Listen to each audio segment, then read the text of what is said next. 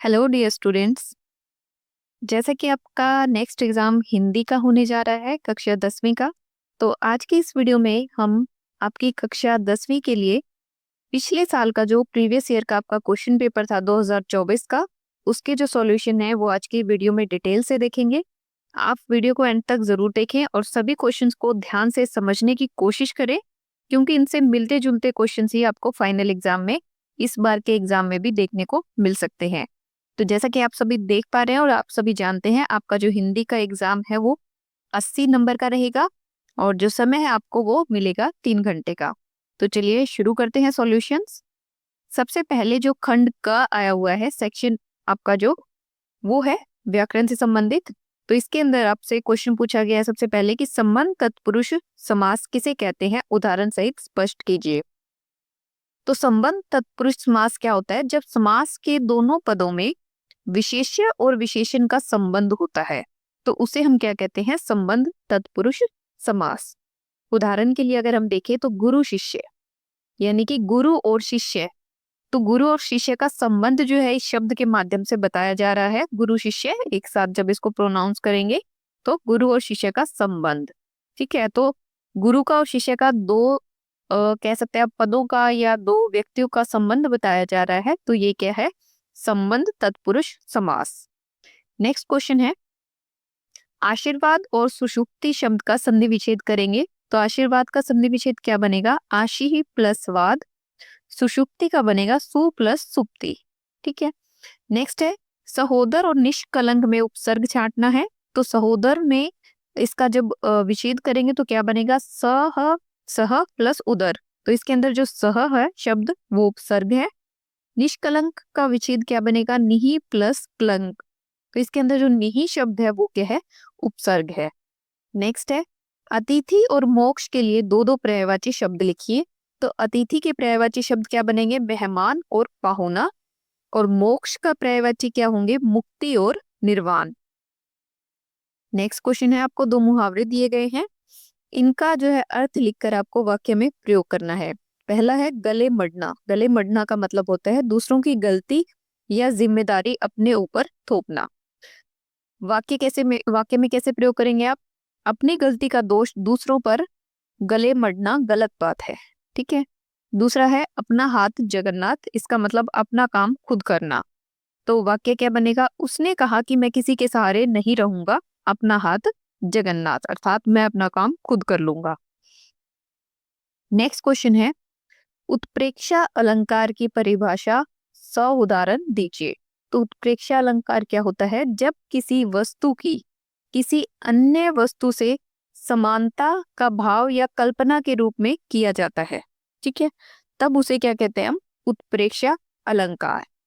ठीक है। इसकी एक खासियत ये होती है कि इसमें मानो, मनु, जानो, जानहू, इस जनहू, इस तरह के शब्दों का प्रयोग किया जाता है। उदाहरण के लिए, चंद्रमा ऐसा प्रतीत होता है मानो किसी ने आकाश में दीपक जला दिया हो। तो ये क्या है? उत्प्रेक्ष्य अलंकार, यानी कि किसी एक वस्तु की हम किसी दूसरे वस्तु से समानता के भाव में कल्पना के साथ जो है उसको कल्पना के रूप में देख रहे हैं। ठीक है। नेक्स्ट है, दोहा छंद की परिभाषा एवं उदाहरण दीजिए। तो दोहा छंद क्या होता है? दोहा एक छंद है जिसमें दो पंक्तियां होती हैं। प्रत्येक पंक्ति में 24 मात्राएं होती हैं। पहले और तीसरे चरण में 13 मात्राएं और दूसरे और चौथे चरण में 11 मात्राएं होती हैं। उदाहरण के लिए, बड़े बड़ाई न करे, बड़े न बोले बोल, रहीमन हीरा कब कहे, लाख टका मेरा मोल। ठीक है, तो ये इसका उदाहरण है और ये दोहा छंद की परिभाषा हो जाएगी। उसके बाद नेक्स्ट क्वेश्चन जो आपका आएगा राइटिंग स्किल से रिलेटेड है कि आपको जो ये टॉपिक्स दिए गए हैं इनमें से किसी भी एक टॉपिक के ऊपर आपको निबंध लिखना है 5 मार्क्स के लिए। तो निबंध आप, अगर आपको निबंध लिखने की रूपरेखा पता है तो आप किसी भी विषय पर निबंध बहुत ही अच्छे से लिख पाएंगे। तो हम आपको जो है टॉपिक अलग अलग करवाने की बजाय जो संक्षिप्त रूपरेखा है, निबंध कैसे लिख सकते हैं आप अच्छा निबंध, उसके बारे में थोड़ा सा बता देते हैं। तो सबसे पहले शीर्षक को लेकर चलेंगे आप, टाइटल जो आपके निबंध का होगा ऐसे का। टाइटल में आप जो आपका विषय है, जो आपका शीर्षक है, उसको सही ढंग से प्रस्तुत करें सबसे पहले। ठीक है। फिर हम चलेंगे इंट्रोडक्शन की ओर। जो आपका विषय है, टॉपिक है, उसका परिचय और महत्व आपको 2 से 3 पंक्तियों में कम से कम लिखना है। ठीक है। इंट्रोडक्शन में आप उससे संबंधित कोई कोट्स, कोई फैक्ट आधारित इंफॉर्मेशन, इस तरीके की चीज को जरूर ऐड करें, ताकि आपकी जो शुरुआत है वो बहुत ही अच्छी, देखने में आकर्षक और इंटरेस्टिंग लगे। फिर जो हम बात करें अगर निबंध के मुख्य भाग की, जो उसकी बॉडी होगी, उसमें आप क्या करेंगे, उससे जुड़े हुए अलग अलग पहलुओं पर चर्चा करेंगे। उनको ज्यादा से ज्यादा हेडिंग्स में या पॉइंट्स की फॉर्म में बनाकर लिखेंगे आप। ठीक है। इसके साथ ही जो इसमें आप जो है समस्याएं, समाधान और उदाहरण भी शामिल करें। जो आपका टॉपिक है उससे जुड़ी हुई समस्याएं क्या क्या आती हैं, समाधान कैसे हो सकते हैं और क्या क्या उदाहरण हो सकते हैं, उन चीजों को जरूर शामिल करें। फिर अगर हम बात करें निबंध के निष्कर्ष की, कंक्लूजन की, तो आपका जो निष्कर्ष है वो बिल्कुल संक्षिप्त, सारांश और सकारात्मक निष्कर्ष होना चाहिए। साथ ही आप अपने निबंध को समाधान या सुझाव के साथ समाप्त करें। ठीक है। उदाहरण के तौर पर एक छोटा सा उदाहरण आपको समझाते हैं हम। जैसे मान लीजिए आपको जल संरक्षण पर निबंध लिखना है, तो सबसे पहले आपका शीर्षक लिखेंगे आप। शीर्षक क्या हुआ आपका? जल संरक्षण। ठीक है। फिर आप भूमिका स्टार्ट करेंगे। भूमिका में आप बताएंगे कि जो पानी है जीवन का आधार है, लेकिन इसकी कमी जो है बहुत ही गंभीर है।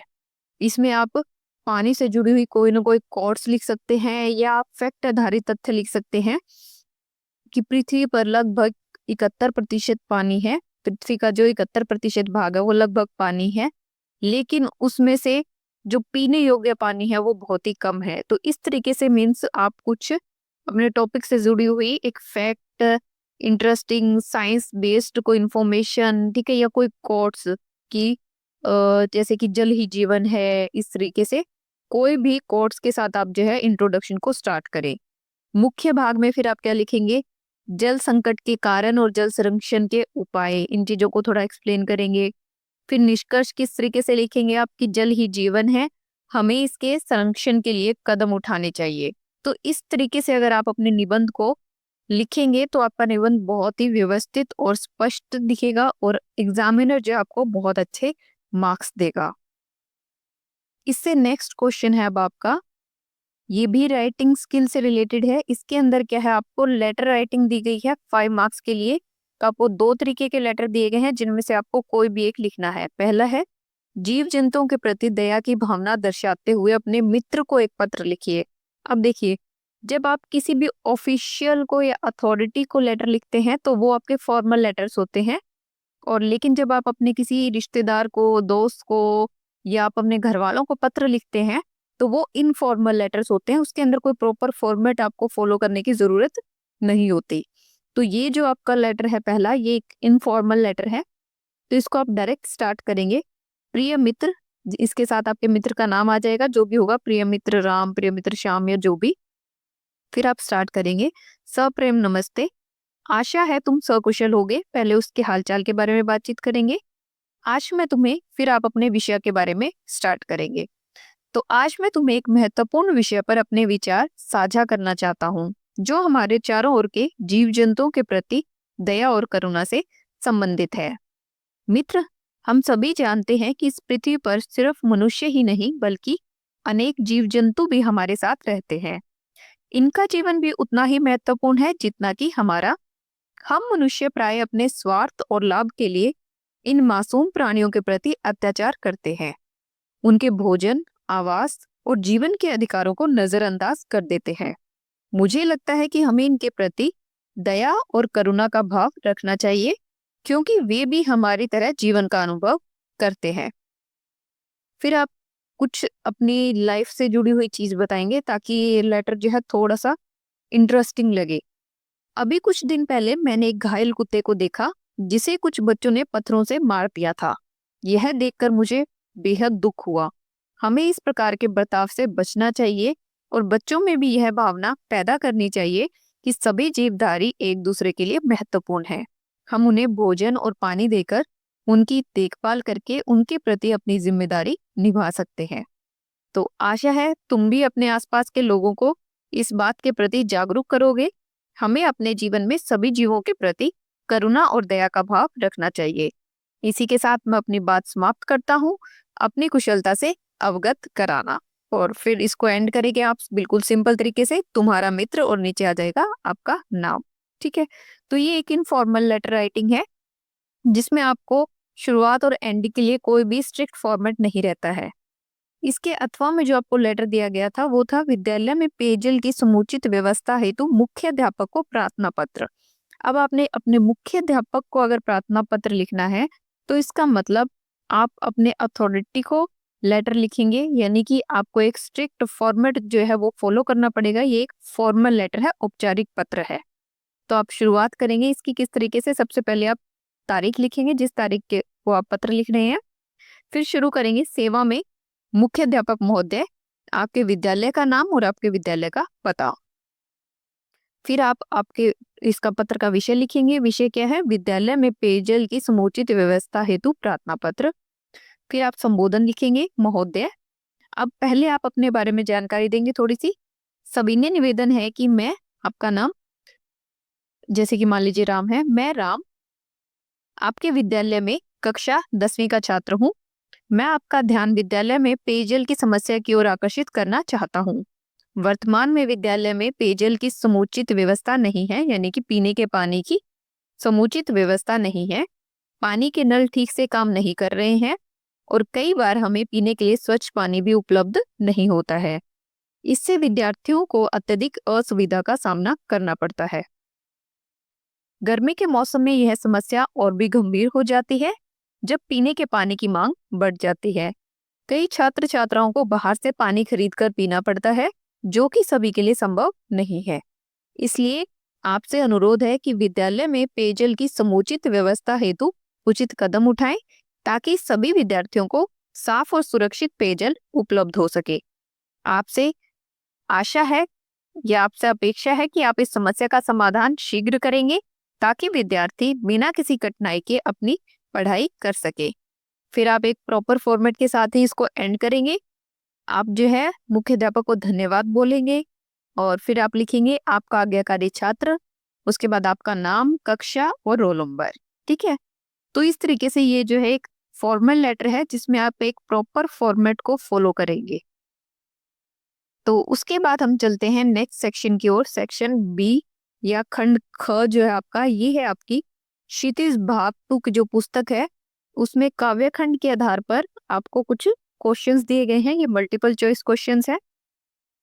पहला क्वेश्चन है, गुड़ चाटी जो पागी में गुड़ का क्या अर्थ है? तो यहाँ गुड़ का अर्थ है गुड़। नेक्स्ट, तुलसीदास ने भृगुकुल केतु शब्द किसके लिए प्रयुक्त किया है? तो तुलसीदास ने भृगुकुल केतु शब्द परशुराम के लिए प्रयुक्त किया है। आत्मकथ्य कविता में गुनगुनाकर अपनी कहानी कौन कहता है? तो जो मधुप है वो गुनगुनाकर अपनी कहानी कहता है। नेक्स्ट, कवि ने फसल को किसकी महिमा कहा है? तो कवि ने फसल को मिट्टी की महिमा कहा है। नेक्स्ट क्वेश्चन है, उत्साह कविता में बादलों में क्या छिपा हुआ है? तो उत्साह कविता में बादलों में वर्षा छिपी हुई है। मुख्य गायक के भारी स्वर का क्या उपमान दिया है? तो मुख्य गायक के भारी स्वर का ज्वार भाटा उपमान दिया है। ठीक है, इसके बाद नेक्स्ट क्वेश्चन अगर हम देखें तो नेक्स्ट क्वेश्चन में आपको फिर से एक काव्यांश दिया गया है जिसे पढ़कर आपको नीचे दिए गए प्रश्नों के उत्तर देने हैं। काव्यांश क्या है? यह तुम्हारी दंतुरित मुस्कान मृतक में भी डाल देगी जान, धूली धूसर तुम्हारे ये गाल, छोड़कर तालाब मेरी झोंपड़ी में खिल रहे जल जात, परस पाकर तुम्हारा ही प्राण पिघल कर जल बन गया होगा कठिन पाषाण। तो आपको बताना है पहला क्वेश्चन, प्रस्तुत काव्यांश के कवि और कविता का नाम। तो कवि का नाम सुभद्रा कुमारी चौहान है और कविता का नाम है वीर। ठीक है, सेकंड क्वेश्चन है, प्रस्तुत काव्यांश का प्रसंग स्पष्ट कीजिए। तो इस काव्यांश में कवि ने किसी बालक की मुस्कान और उसके मासूम चेहरे की प्रशंसा की है। कवि उसकी मुस्कान की ताकत को दर्शाते हुए कह रहे हैं कि उसकी मासूमियत और आनंदमय मुस्कान जीवन शक्ति प्रदान करती है। इसी काव्यांश के आधार पर तीसरा क्वेश्चन है, मृतक में जान डालने से क्या अभिप्राय है? तो मृतक में जान डालने से अभिप्राय है कि बालक की मुस्कान इतनी जीवंत और उत्साहपूर्ण है कि वह निराशा या मृत प्राय व्यक्ति में भी उत्साह और जीवंतता भर सकती है। नेक्स्ट, जलजात किसके लिए प्रयुक्त हुआ है? तो जलजात का प्रयोग तालाब में खिलने वाले कमल के फूल के लिए प्रयोग किया गया है। पाषाण पिघलने से क्या तात्पर्य है? पाषाण पिघलने से तात्पर्य है कि बालक के स्नेहिल स्पर्श से कठोर हृदय भी नरम हो जाता है, जैसे कि कठोर पत्थर पिघलकर पानी बन जाता है। ठीक है, उसके बाद नेक्स्ट क्वेश्चन फिर से काव्यांश का है। ये काव्यांश दिया गया है और आपको इसका काव्य सौंदर्य जो है वो स्पष्ट करना है। काव्यांश क्या है? अवधि आधार आस आवन की तनमन बिथा सही, अब इन जोग संदेशनी सुनी सुनी बिरहिन बिरह दही, चाहती हुती गुहारी जितही ते, उठते दार बही, सूरदास अब धीर धरई क्यों मर्यादा न लही। तो इसका काव्य सौंदर्य क्या रहेगा कि सूरदास ने इस पद में काव्य सौंदर्य का मुख्य आकर्षण क्या है? विरह की पीड़ा और प्रेम का गहन अनुभव है। इस काव्यांश में राधा का श्री कृष्ण के विरह में अत्यधिक व्याकुल और दुखी होना व्यक्त किया गया है।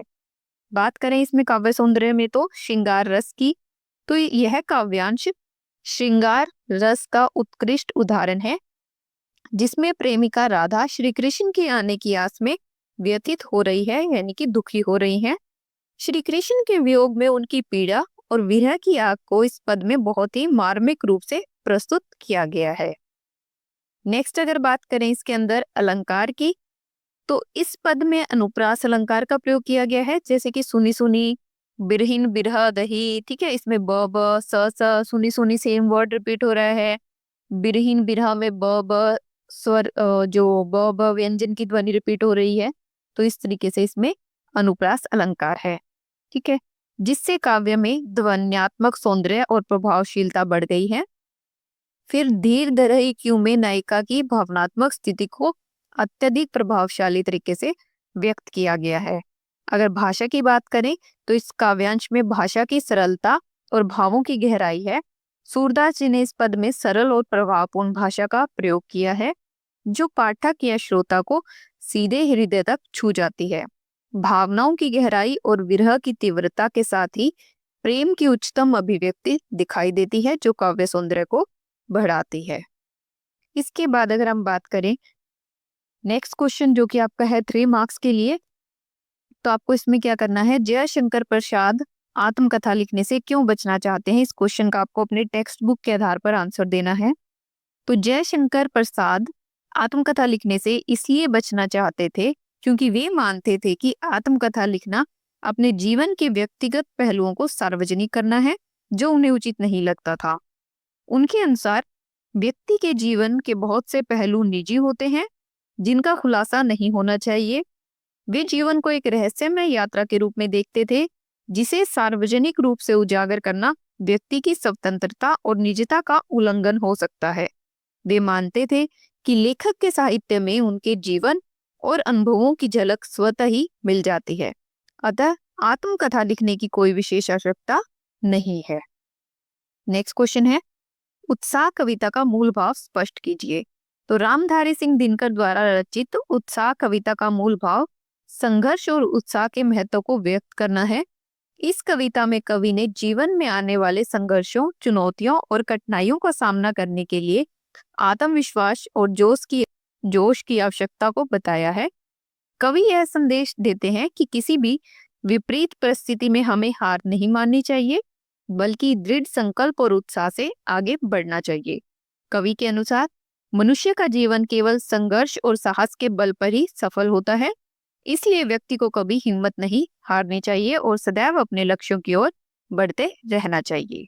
इसके बाद आपका आता है सेक्शन सी खंड ग, जो आपकी क्षितिज भाग 2 गद्य खंड के आधार पर क्वेश्चंस पूछे गए हैं, जिसमें पहले हैं मल्टीपल चॉइस क्वेश्चंस। पहला क्वेश्चन है, नवाब साहब ने खीरे को कैसी नजर से देखा? तो सतृष्ण नजर से। नेताजी की मूर्ति पर सरकंडे का चश्मा देखकर हालदार साहब कैसे खड़े हो गए? अटेंशन में। बाल गोविंद भगत की प्रभातियां कब तक चलती थी? फागुन तक। नेक्स्ट है, मन्नू भंडारी ने धरती से कुछ ज्यादा ही धैर्य और सहन शक्ति किसमें बताई है? अपनी माँ में। नरकट नामक घास डुमराव गांव में किस नदी के पास पाई जाती है? सोन नदी के पास। संसार के मजदूरों को सुखी देखने का स्वप्न किसने देखा था? मार्क्स ने। इसके बाद फिर जो है एक गद्यांश दिया गया है, आपको ये गद्यांश पढ़कर नीचे दिए गए प्रश्नों के उत्तर देने हैं। ये भी आपकी टेक्स्ट बुक में से ही लिया गया है, यानी कि एक गद्यांश भी आपकी टेक्स्ट बुक में से आपको दिया जाएगा, जिसे पढ़कर आपको प्रश्नों के उत्तर देने होंगे। तो आप इस गद्यांश को यहाँ से पढ़ सकते हैं। हम डायरेक्ट क्वेश्चंस की बात करते हैं। पहला क्वेश्चन है, प्रस्तुत गद्यावतरण के रचयिता व पाठ का नाम। तो ये गद्यांश जो है आपके मेरे बचपन के दिन पाठ से लिया गया है, जिसकी रचयिता कौन है? मन्नू भंडारी। उसके बाद नेक्स्ट क्वेश्चन है, अजमेर में भीड़ क्यों उमड़ रही थी? अजमेर में भीड़ एक लड़की के प्रभावशाली और धुआंधार भाषण को सुनने के लिए उमड़ रही थी, जो बिना किसी संकोच और झिझक के बोल रही थी। नेक्स्ट, पिताजी के किन अंतर्विरोधों का उल्लेख किया गया है? पिताजी के अंतर्विरोध इस प्रकार थे कि एक और वे विशिष्ट बनने और अपनी बेटी को विशिष्ट बनाने की प्रबल इच्छा रखते थे, लेकिन दूसरी ओर वे अपनी सामाजिक छवि और परंपरागत सोच के प्रति भी सजग थे, और इन दोनों इच्छाओं के बीच संघर्ष और विरोधाभास था। नेक्स्ट क्वेश्चन, दोनों बात को टकराहट का रास्ता क्यों कहा है? तो दोनों बात को टकराहट का रास्ता इसलिए कहा गया है क्योंकि विशिष्ट बनने और सामाजिक छवि को बनाए रखने की इच्छाएं परस्पर विरोधी थी। विशिष्ट बनने के लिए सामाजिक परंपराओं और मान्यताओं से आगे बढ़ना आवश्यक था, जबकि सामाजिक छवि बनाए रखने के लिए परंपराओं का पालन करना जरूरी था। तो देखिए, दोनों बातें एक दूसरे के अपोजिट है, तो इसलिए ये टकराहट का रास्ता था। नेक्स्ट क्वेश्चन, धुआंधार भाषण किसके द्वारा दिया जा रहा था? धुआंधार भाषण मन्नू भंडारी के द्वारा दिया जा रहा था, जो कि हमारे गद्यांश की नायिका है। नेक्स्ट क्वेश्चन, आपको एक क्वेश्चन जो है 5 मार्क्स में किसी भी लेखक या कवि की जीवन शैली के ऊपर लिखने के लिए मिलेगा। जैसे कि आपको लास्ट ईयर में रामवृक्ष बेनीपुरी और यशपाल, इन दोनों में से किसी एक का जीवन परिचय देते हुए उनकी रचनाओं, साहित्यिक विशेषताओं और भाषा शैली पर प्रकाश डालना था। तो यहाँ हम दोनों ही देख लेते हैं। पहले अगर हम बात करें रामवृक्ष बेनीपुरी की, तो जीवन परिचय की अगर बात करें तो आप ये इनका जन्म कब कहाँ हुआ वो बताएंगे। तो रामवृक्ष बेनीपुरी का जन्म 23 दिसंबर 1899 को बिहार के मुजफ्फरपुर जिले के बेनीपुर गांव में हुआ था। वे हिंदी साहित्य के प्रमुख लेखक, नाटककार और स्वतंत्रता संग्राम सेनानी थे।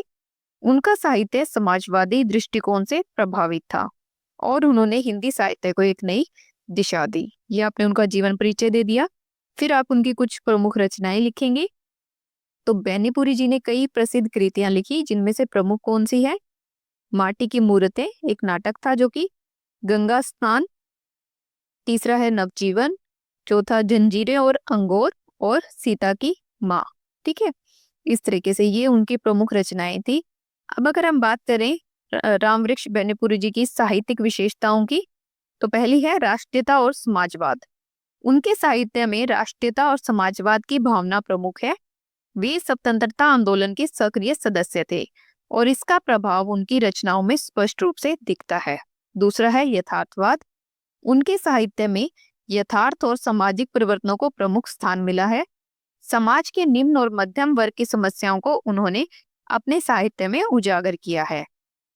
तीसरे उनकी जो विशेषता थी वो है नारी चेतना। रामवृक्ष बेनीपुरी ने नारी की महत्ता और उनकी समस्याओं को विशेष रूप से अपनी रचनाओं में स्थान दिया है। उनकी कृति, जो उनकी रचना सीता की माँ, नारी सशक्तिकरण का एक उत्कृष्ट मिसाल है। अब अगर बात करें उनकी भाषा शैली की, तो उनकी भाषा शैली क्या थी? सरल और प्रभावशाली भाषा का उन्होंने प्रयोग किया। उसके बाद प्रतीकात्मकता। उनकी रचनाओं में प्रतीकों और बिंबों का प्रयोग किया गया है, जो उनकी कृतियों को अधिक अर्थपूर्ण बनाता है। नेक्स्ट है संवेदनशीलता। बेनीपुरी की भाषा में गहरी संवेदनशीलता है। उन्होंने समाज और व्यक्तियों की भावनाओं को प्रभावी ढंग से व्यक्त किया है। निष्कर्ष में आप क्या लिखेंगे कि रामवृक्ष बेनीपुरी का हिंदी साहित्य में महत्वपूर्ण स्थान है। उनके लेखन ने सामाजिक जागरूकता, नारी सशक्तिकरण और राष्ट्रीय भावना को मजबूत किया। उनकी भाषा शैली सरल, प्रभावपूर्ण और प्रभावशाली है, जिसने उन्हें हिंदी साहित्य के श्रेष्ठ लेखकों में स्थान दिलाया। इसी के अथवा में आपको दिया गया था यशपाल जी का जीवन परिचय। उनके अगर जीवन परिचय की हम बात करें तो यशपाल का जन्म 3 दिसंबर 1930 को फिरोजपुर पंजाब में हुआ था। वे हिंदी साहित्य के प्रमुख कथाकार, उपन्यासकार और क्रांतिकारी विचारक थे। भारतीय स्वतंत्रता संग्राम में सक्रिय भागीदारी निभाने वाले यशपाल ने अपने साहित्य के माध्यम से समाज और राजनीति की गहन आलोचना की। उनका जीवन क्रांतिकारी गतिविधियों से जुड़ा रहा और उन्होंने देश की आजादी के लिए संघर्ष किया। उनकी प्रमुख रचनाओं की अगर बात करें तो उन्होंने कई प्रसिद्ध उपन्यास, कहानियां और निबंध लिखे। उनकी कुछ प्रमुख रचनाएं इस प्रकार हैं। दिव्या, जो कि उपन्यास है। देशद्रोही, ये भी एक उपन्यास है। झूठा सच, ये भी उपन्यास है। ये उनकी सर्वश्रेष्ठ, सबसे श्रेष्ठ कृति मानी जाती है, जो भारत के विभाजन के समय की त्रासदी को दर्शाती है। नेक्स्ट, तारा नामक जो है वो एक कहानी संग्रह है। पार्टी कॉमरेड, ये भी एक कहानी संग्रह है। तो ये उनकी कुछ प्रमुख रचनाएं थी। अगर साहित्यिक विशेषताओं की बात करें तो उनका क्रांतिकारी दृष्टिकोण था। उन्होंने अपने साहित्य में स्वतंत्रता आंदोलन, समाजवाद और मानवता के मुद्दों को प्रमुखता से उठाया। यथार्थवादी दृष्टिकोण था। यशपाल के साहित्य में यथार्थवाद प्रमुख रूप से दिखाई देता है। उन्होंने समाज की वास्तविकता, विशेषकर वर्ग संघर्ष और राजनीतिक उथल पुथल को अपने लेखन में प्रभावी ढंग से प्रस्तुत किया। नारी चेतना भी उनकी रचनाओं में दिखाई देती है। उनकी रचनाओं में महिलाओं के प्रति समाज के अन्यायपूर्ण रवैये की आलोचना देखने को मिलती है। विभाजन की त्रासदी, यशपाल के उपन्यास झूठा सच में विभाजन के समय की विभीषिका और सामाजिक ताने बाने में आए बदलाव का मार्मिक चित्रण किया गया है। अब अगर आप बात करें उनकी भाषा शैली की, तो उनकी भाषा जो है बहुत ही सरल और स्पष्ट भाषा का प्रयोग किया उन्होंने। वे बिना किसी लाग लपेट के अपनी बात रखते थे, जिससे पाठकों पर गहरा प्रभाव पड़ता था। समाजवादी और क्रांतिकारी भाषा का उपयोग करते थे। नेक्स्ट है संवेदनशील और विवेचनात्मक शैली। उनकी लेखनी में संवेदनशीलता के साथ साथ आलोचनात्मक दृष्टिकोण भी शामिल था, जिससे पाठक उनके विचारों से प्रभावित होते हैं। निष्कर्ष की अगर हम बात करें तो यशपाल का साहित्य हिंदी साहित्य में एक विशेष स्थान रखता है। उन्होंने समाज, राजनीति और स्वतंत्रता संग्राम से जुड़े मुद्दों को न केवल साहित्य में उठाया, बल्कि उनके समाधान की भी दिशा दिखाई। उनकी रचनाओं में समाज और व्यक्ति के संघर्षों का यथार्थवादी चित्रण मिलता है और उनकी भाषा शैली ने उन्हें हिंदी के प्रमुख साहित्यकारों में स्थान दिलाया।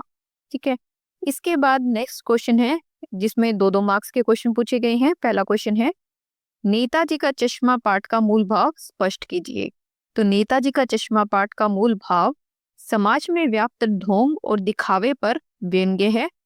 इसमें लेखिका सीताराम से केसरिया ने नेताजी की मूर्ति पर पहने गए सरकंडे के चश्मे के माध्यम से यह दिखाने की कोशिश की है कि नेताओं की छवि और उनके आदर्शों का किस तरह से समय के साथ उपहास बन गया है।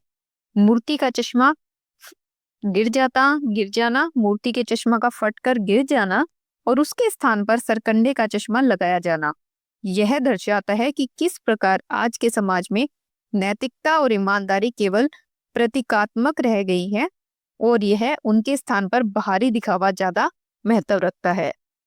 यह पाठ नेताओं की वास्तविक स्थिति और समाज की उदासीनता पर व्यंग्य करता है। नेक्स्ट क्वेश्चन है, लखनवी अंदाज पाठ में निहित व्यंग्य भाव स्पष्ट कीजिए। तो लखनवी अंदाज पाठ में व्यंग्य उस सांस्कृतिक रवैये पर किया गया है जिसमें लखनऊ के लोग अपनी तहजीब और शिष्टाचार का दिखावा करते हैं, लेकिन उनके व्यवहार में गहराई नहीं होती। पाठ में यह बताया गया है कि लखनवी अंदाज में बातचीत और बर्ताव में भले ही विनम्रता और आदर झलकता है, परंतु इसके पीछे अक्सर असली भावना की कमी होती है। लोग एक दूसरे की गलतियों में भी शिष्टाचार के साथ नजरअंदाज करते हैं, लेकिन व्यंग्य भाव यह बताता है कि यह व्यवहार केवल औपचारिकता है और इसके पीछे की वास्तविकता का भाव कुछ और ही होता है। ठीक है, इसके बाद आपका नेक्स्ट सेक्शन डी खंड घ आ जाता है, जो कि आपकी कृतिका भाग 2 पुस्तक के आधार पर कुछ क्वेश्चंस पूछे जाएंगे जिसमें आपको आंसर करने होंगे। तो ये 3 क्वेश्चन पूछे गए हैं जिनमें से आपको किन्हीं 2 क्वेश्चंस के आंसर करने थे। पहला क्वेश्चन था माता का अंचल पाठ में लेखक का नाम तारकेश्वर नाथ से भोलानाथ कैसे पड़ा?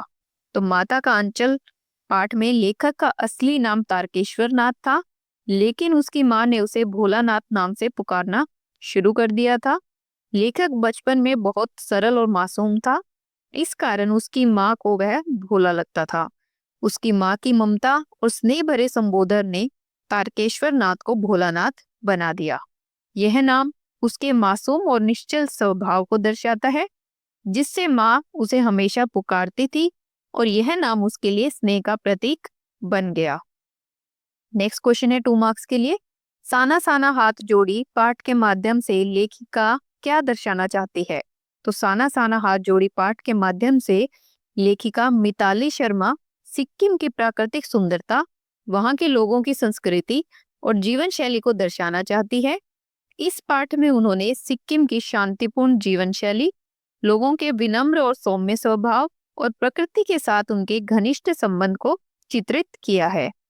पाठ में लेखिका ने यह भी दर्शाया है कि सिक्किम का जीवन बाहर की दुनिया की आपाधापी से बिल्कुल अलग है। वहाँ के लोग अपने छोटे छोटे कामों में भी संतुष्ट रहते हैं। यह पाठ सिक्किम की सादगी, शांति और प्राकृतिक सौंदर्य का वर्णन करता है। नेक्स्ट क्वेश्चन है, मैं क्यों लिखता हूँ निबंध का उद्देश्य स्पष्ट कीजिए। मैं क्यों लिखता हूँ निबंध का उद्देश्य यह बताना है कि लेखक हरिशंकर परसाई लेखन को एक न केवल एक रचनात्मक कार्य या पेशा नहीं मानते, बल्कि यह उनके जीवन का एक अभिन्न अंग है। लेखक ने यह स्पष्ट किया है कि वे इसलिए लिखते हैं क्योंकि लेखन उनके लिए समाज में फैली बुराइयों, अन्याय और समस्याओं के खिलाफ आवाज उठाने का एक साधन है। वे अपने लेखन के माध्यम से समाज में सुधार और जागरूकता लाना चाहते हैं। उनके लिए लेखन एक ऐसा माध्यम है जिसके द्वारा वे अपनी विचारधारा और अनुभवों को व्यक्त करते हैं तथा समाज के प्रति अपनी जिम्मेदारी निभाते हैं। इसी के साथ नेक्स्ट लास्ट हमारा आता है खंड अ, यानी कि सेक्शन ई, जिसमें आपकी नैतिक शिक्षा की जो पाठ्य पुस्तक है उसके आधार पर कुछ क्वेश्चंस पूछे गए हैं। तो पहला क्वेश्चन है, ऐसी वाणी बोलिए मन का आपा खोए, औरन को शीतल करे आपको शीतल होए। तो आपको बताना है कि इस दोहे के रचयिता कौन है। तो इस दोहे के रचयिता हैं कबीरदास। नेक्स्ट क्वेश्चन, मन्नूबाई किस आयु में वैवाहिक बंधन में बंधी? तो 8 वर्ष की आयु में। नेक्स्ट क्वेश्चन है, बनारस हिंदू विश्वविद्यालय के संस्थापक कौन थे? तो बनारस हिंदू विश्वविद्यालय के संस्थापक थे मदन मोहन मालवीय। नेक्स्ट क्वेश्चन, भारतीय ऋषियों ने विश्व कल्याण की कामना हेतु क्या लिखा है? तो भारतीय ऋषियों ने विश्व कल्याण की कामना के लिए ऊपर दिए गई सभी वाक्य या सभी पंक्तियां लिखी है। सर्वे भवन्तु सुखिनः, सर्वे सन्तु निरामयाः, सर्वे भद्राणि पश्यन्तु। तो ये सभी जो पंक्तियां हैं ये भारतीय ऋषि मुनियों द्वारा लिखी गई है। इसके बाद 3 मार्क्स के 2 क्वेश्चन हैं। पहला क्वेश्चन है, एकलव्य की कौन सी विशेषताएं आपको अच्छी लगी और क्यों? तो एकलव्य की गुरु भक्ति और समर्पण। एकलव्य ने गुरु द्रोणाचार्य से बिना प्रत्यक्ष शिक्षा प्राप्त किए भी गुरु की मूर्ति स्थापित कर स्वाध्याय से महान धनुर्धर बनने का प्रयास किया। यह उसकी गुरु भक्ति और समर्पण का प्रतीक है। दूसरी विशेषता है आत्म प्रेरणा। एकलव्य का आत्म प्रेरित होकर अभ्यास करना दर्शाता है कि उसके अंदर सीखने की गहरी इच्छा शक्ति थी, जो कि प्रेरणादायक है। और तीसरी विशेषता है आत्म त्याग। एकलव्य ने गुरु दक्षिणा के रूप में अपने अंगूठे का दान कर दिया, जिससे उसकी त्याग और विनम्रता की भावना प्रदर्शित होती है। तो इन गुणों के कारण एकलव्य समाज के लिए आदर्श पात्र है, जिसने अपने आत्मसमर्पण और त्याग से महानता प्राप्त की। लास्ट क्वेश्चन आपका है 3 मार्क्स के लिए, मैत्रेयी ने किस मार्ग को अपनाया? तो मैत्रेयी ने ज्ञान का मार्ग अपनाया।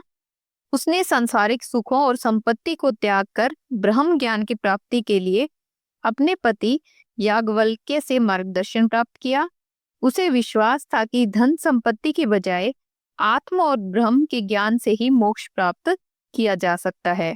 यही कारण है कि उसने ज्ञान प्राप्ति को अपने जीवन का लक्ष्य बनाया और सांसारिक सुखों से विमुख हो गई। तो डियर स्टूडेंट्स, ये था आपका लास्ट ईयर का 2024 का जो हिंदी का क्वेश्चन पेपर आया था, उसका कंप्लीट सॉल्यूशन। तो आप वीडियो को बिल्कुल स्टार्टिंग से लेकर एंड तक अच्छे से देखें। आंसर्स के आप स्क्रीनशॉट कर लें और इन क्वेश्चंस को अच्छे से लर्न करें। और आपको सेम पैटर्न ही फाइनल एग्जाम में इस बार भी देखने को मिलेगा इसी तरीके से। और इसको अगर आप अच्छे से कर लेते हैं तो आपको फाइनल एग्जाम में भी काफ़ी हेल्प मिल सकती है, क्योंकि लगभग इसी तरीके के क्वेश्चन ही आपको फाइनल एग्जाम में देखने को मिलेंगे। तो उम्मीद करते हैं आप सभी का एग्जाम जो है वो बहुत अच्छा जाएगा और आप सभी बहुत अच्छे मार्क्स जो है प्राप्त करेंगे। तो इसी के साथ हम वीडियो को एंड करते हैं। आप वीडियो को ज़्यादा से ज़्यादा लाइक और शेयर करें और कमेंट सेक्शन में आप हमें बताएं कि आपको वीडियो कैसी लगी। और इसके साथ ही आप हमारे चैनल को ज़रूर सब्सक्राइब करें। तो आपसे हम मिलते हैं नेक्स्ट वीडियो में। तब तक के लिए tata bye bye, thanks for watching.